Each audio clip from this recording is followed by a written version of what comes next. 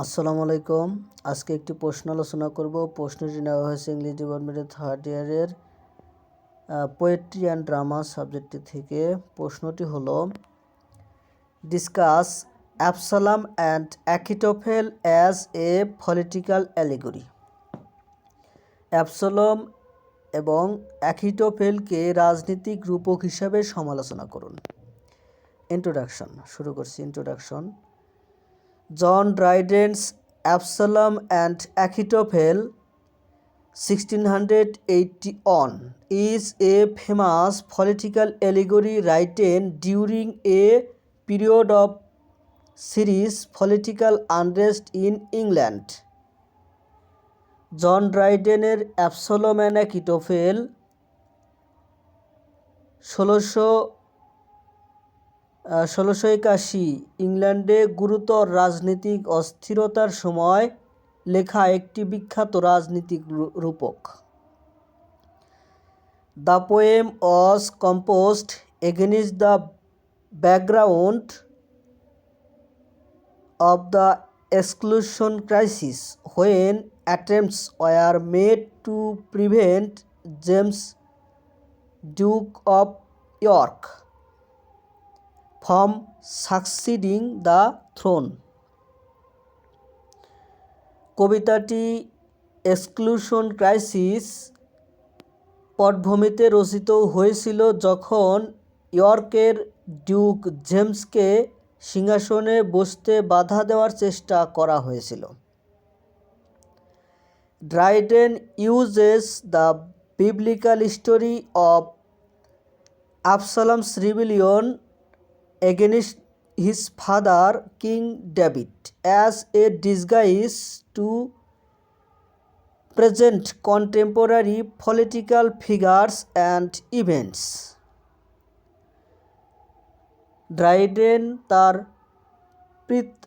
তার পিতা রাজা ডেভিডের বিরুদ্ধে অ্যাবসালমের বিদ্রোহের বাইবেলের গল্পটি সমসাময়িক রাজনীতিক ব্যক্তিত্ব এবং গুণাবলীকে উপস্থাপন করার জন্য ছদ্মবেশ হিসেবে ব্যবহার করেছেন। Through this allegory Dryden supports monarchy and criticize political ambition and rebellion. এই রূপকের মাধ্যমে ড্রাইডেন রাজতন্ত্রকে সমর্থন করেন এবং রাজনৈতিক উচ্চাকাঙ্ক্ষা এবং বিদ্রোহের সমালোচনা করেন। Meaning of political allegory. রাজনৈতিক রূপক অর্থ।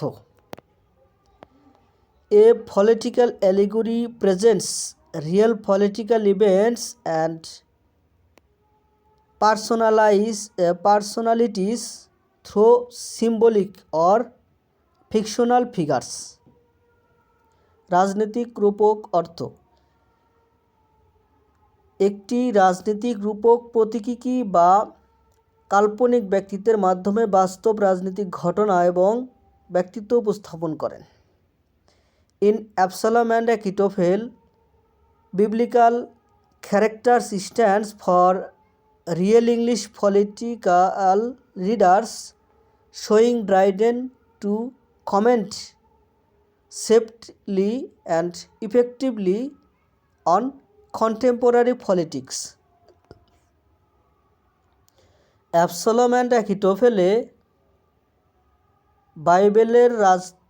বাইবেলের চরিত্রগুলি প্রকৃত ইংরেজ রাজনৈতিক নেতাদের প্রতিনিধিত্ব করে, যা ড্রাইডেনকে সমসাময়িক রাজনীতিতে নিরাপদে এবং কার্যকরভাবে মন্তব্য করার সুযোগ দেয়।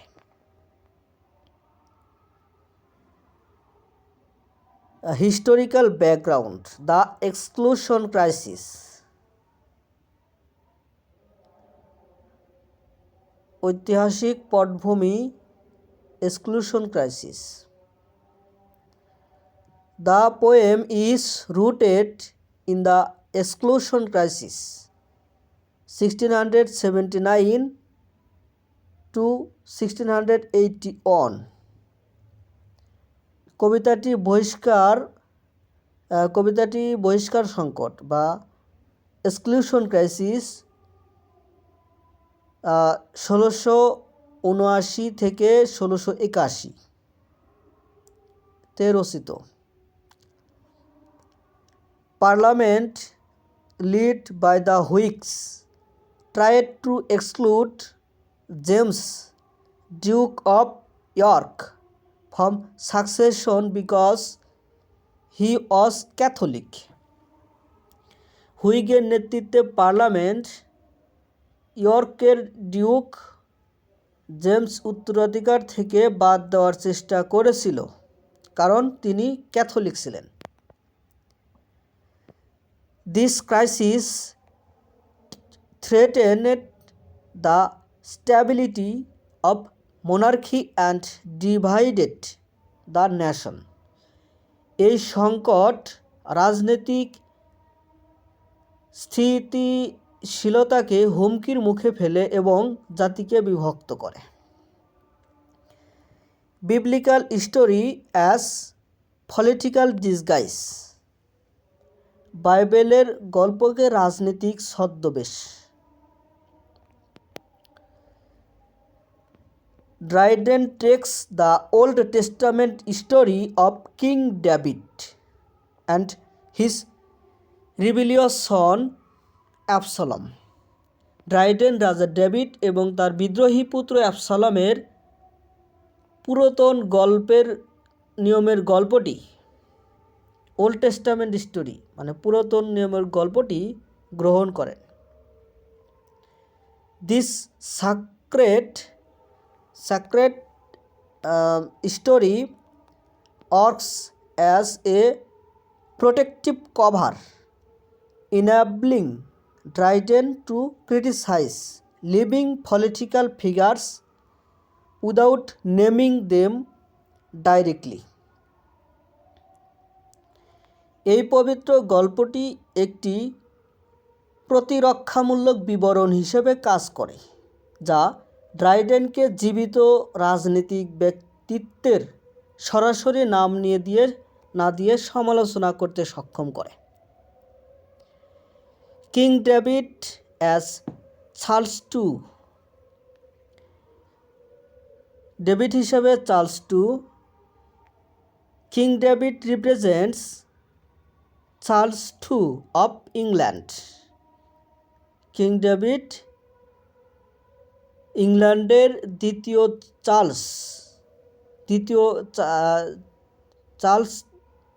রাজা চার্লস দ্বিতীয়কে প্রতিনিধিত্ব করেন। Dryden portrays David as wise, passionate and forgiving, highlighting Charles's moderation and political intelligence. Dryden ডেভিডকে জ্ঞানী, ধৈর্যশীল এবং ক্ষমাশীল হিসেবে চিত্রিত করেছেন, চার্লসের সংযম এবং রাজনৈতিক বুদ্ধিমত্তা তুলে ধরে। মডারেশন মানে হচ্ছে সংযম, আর পলিটিক্যাল ইন্টেলিজেন্স রাজনৈতিক বুদ্ধিমত্তা। David's authority symbolises the legitimacy of lawful kingship. ডেভিডের কর্তৃত্ব বৈধ রাজনীতিক বৈধতার প্রতীক।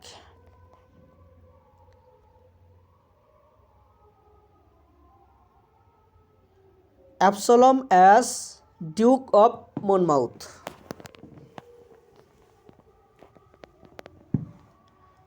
Absalom stands for James Scott, Duke of Monmouth, the illegitimate son of Charles II. অ্যাবসালম দ্বিতীয় চার্লসের অবৈধ পুত্র, মনমাউথের ডিউক জেমস স্কটকে প্রতিনিধিত্ব করেন। অর্থাৎ অ্যাবসালম হলেন James Scott, Duke of Monmouth, আর চার্লস দ্বিতীয় চার্লসের অবৈধ সন্তান। এই কয়েকটা নামে জানা যায়। Like Absalom, Monmouth was young, handsome and popular. Dryden shows him as noble but weak and easily influenced by others.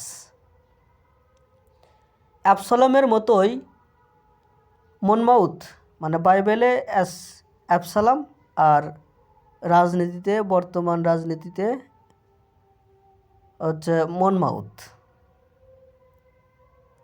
ছিলেন তরুণ, সুদর্শন এবং জনপ্রিয়।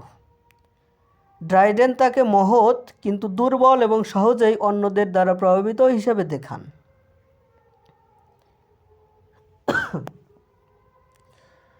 অ্যাকিটোপেল অ্যাজ আর্ল অফ শাফটসবেরি। শাফটসবেরির আর্ল চরিত্রে অ্যাকিটোপেল।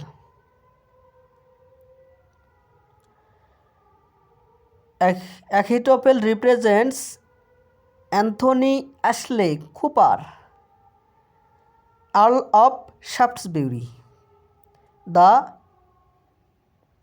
Chief Whig leader.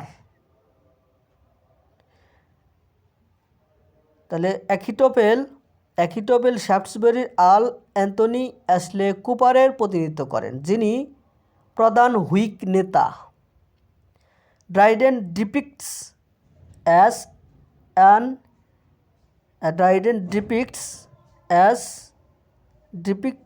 him as intelligent and persuasive but dangerously ambitious.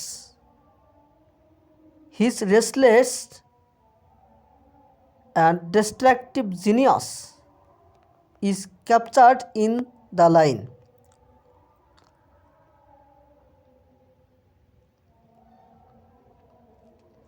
"A fearless soul is walking out its way,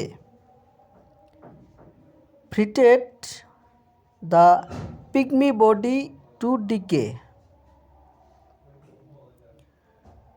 অর্থাৎ Dryden তাকে বুদ্ধিমান এবং পরিচিত কিন্তু বিপজ্জনকভাবে উচ্চাকাঙ্ক্ষী হিসাবে চিত্রিত করেছেন।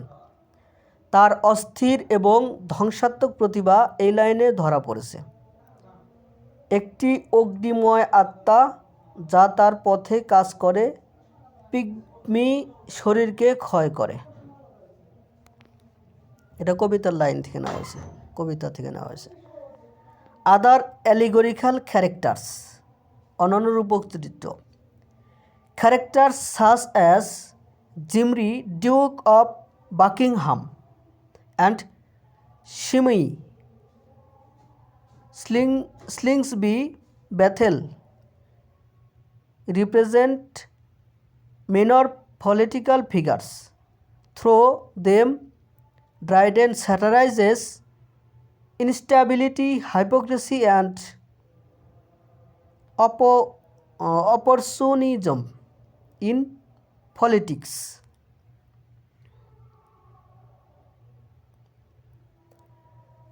তাহলে হচ্ছে Dryden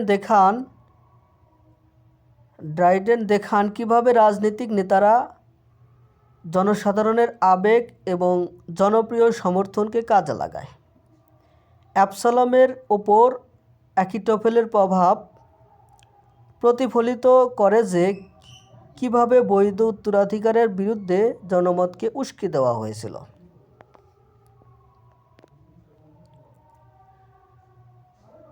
allegory and political opinion, রূপক এবং জনমত। Dryden shows how political leaders manipulate public emotion and popular support. Dryden দেখান কিভাবে রাজনৈতিক নেতারা জনসাধারণের আবেগ এবং জনপ্রিয় সমর্থনকে কাজে লাগান। Achitophel's influence over Absalom reflects how public opinion and stirred against lawful succession. অ্যাবসালমের ওপর অ্যাকিটোপেলের প্রভাব প্রতিফলিত করে যে কিভাবে বৈধ উত্তরাধিকারের বিরুদ্ধে জনমতকে উস্কে দেওয়া হয়েছিল। ডিফেন্স অফ হেরিডিটারি মনার্কি, বংশগত রাজতন্ত্রের প্রতিরক্ষা।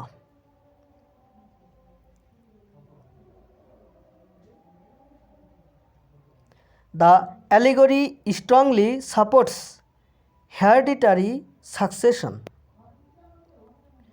Dryden wants that disturbing the natural order of kingship leads to chaos and civil conflict, not political reform. বংশগত রাজতন্ত্রের প্রতিরক্ষা। রূপকটি বংশগত উত্তরাধিকারকে দৃঢ়ভাবে সমর্থন করে। ড্রাইডেন সতর্ক করে দেন যে রাজতন্ত্রের স্বাভাবিক শৃঙ্খলা বিঘ্নিত করলে রাজনৈতিক সংস্কার নয়, বিশৃঙ্খলা এবং নাগরিক সংঘাতের সৃষ্টি হয়।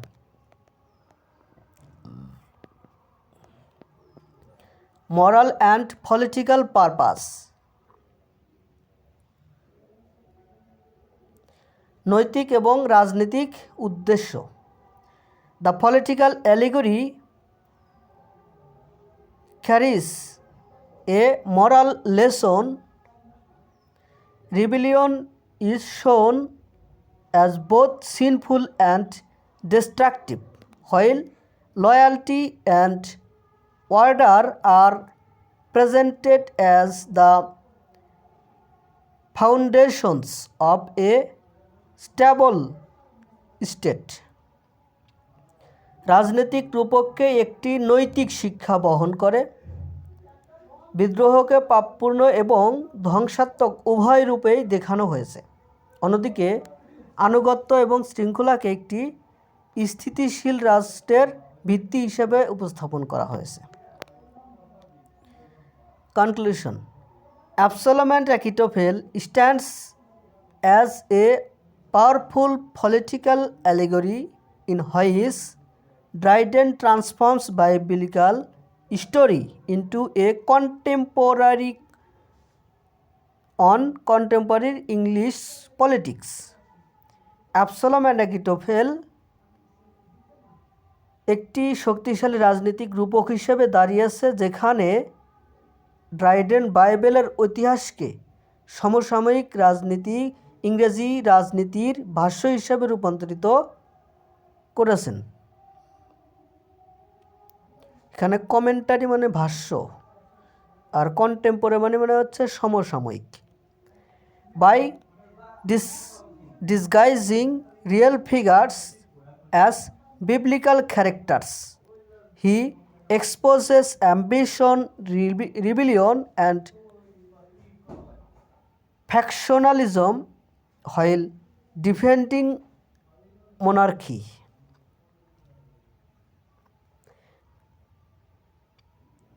বাইবেলের চরিত্র হিসেবে বাস্তব ব্যক্তিদের ছদ্মবেশে তিনি রাজতন্ত্রকে রক্ষা করার উভয় উচ্চাকাঙ্ক্ষা, বিদ্রোহ এবং দলাদলিকে উন্মোচন করেছেন। The poem remains a brilliant example of how allegory can be used to explain politics with clarity and moral force, providing that কবিতাটি কিভাবে রাজনৈতিক স্পষ্টতা এবং নৈতিক শক্তির সাথে ব্যাখ্যা করার জন্য রূপক ব্যবহার করা হয়ে যেতে পারে তার একটি উজ্জ্বল উদাহরণ, যা প্রমাণ করে যে great wits are sure to madness near allied and thin partitions do their bounds divide. মহান বুদ্ধি নিশ্চিতভাবে মিত্রদের কাছে পাগলামি করে এবং পাতলা পার্টিশন তাদের সীমানা বিভক্ত করে। এই লাইনটি কবিতা থেকে নেওয়া হয়েছে। ধন্যবাদ সাথে থাকার জন্য। ভিডিও কেমন লাগে সেটা কমেন্টে জানাবেন।